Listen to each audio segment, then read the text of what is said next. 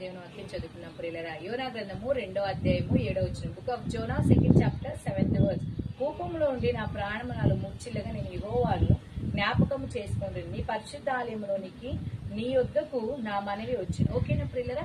ఇక్కడ యోనా చేప గర్భంలో నుంచి దేవునికి మొరపెడతా ఉంటాడు ప్రియులరా. ఎందుకు అంటే యోనా ఒక మార్గమును వెళ్ళమంటే వేరొక మార్గాన్ని వెళ్ళేటటువంటి ఇటువంటి పరిస్థితి అనేది సంభవిస్తుంది అనమాట. కాబట్టి అప్పుడు ఏంటంటే యోనా ఏం చేస్తాడంటే చేప గర్భం నుండి దేవునికి మొరపెడుతున్నాడు.